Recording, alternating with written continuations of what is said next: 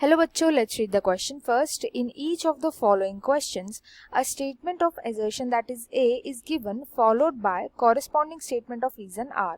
Of the statements, mark the correct answer as. यहाँ पे 4 options दिए गए हैं. Assertion A बोल रहा है in following plants zygote is formed inside the ovule and reason बोल रहा है the ovule develop into seed after fertilization. हमें बताना है इनमें से कौन सी स्टेटमेंट करेक्ट है. तो यहाँ पे जो की कॉन्सेप्ट यूज किया जाएगा, की कॉन्सेप्ट ये होगा ज़ायगोट के फॉर्मेशन के बारे में पता होना चाहिए. ज़ायगोट का फॉर्मेशन.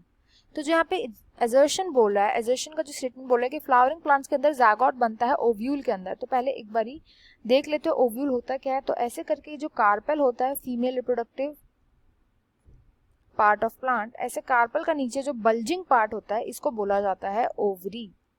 इसी ओवरी के अंदर कंपार्टमेंट्स प्रेजेंट होते हैं एंड इन्हीं कंपार्टमेंट्स को बोला जाता है ओव्यूल. एंड इन ओव्यूल्स के अंदर प्रेजेंट होते हैं ऐसे एग्स. तो ये होते हैं एग्स.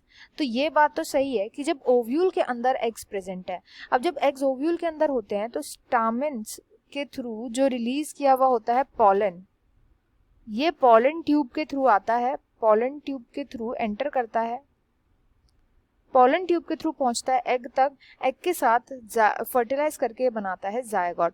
तो ये तो सीधी सी बात है कि जो जायगोट का फॉर्मेशन होगा, क्योंकि एग ओव्यूल के अंदर है तो इसलिए ओव्यूल के अंदर ही फॉर्मेशन होता है. तो यहाँ पे एजर्शन एकदम करेक्ट स्टेटमेंट है.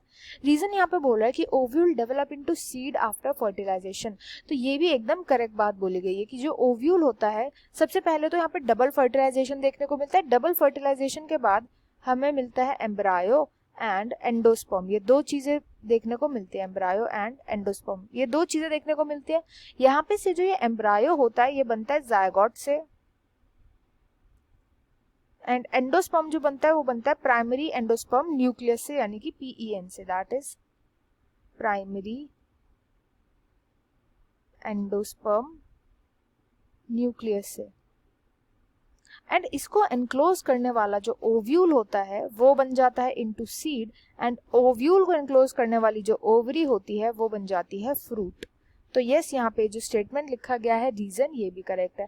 बट ये जो रीजन है ये करेक्ट एक्सप्लेनेशन नहीं है एजर्शन का कि ज़ायगोट जो होता है इनसाइड ओव्यूल बनता है एंड ओव्यूल सीड बन जाता है. तो इसलिए यहाँ पे जो करेक्ट आंसर होगा वो होगा B. Both assertion and reason are true but reason is not correct explanation of assertion. I hope you understood it well. Best of luck and thank you.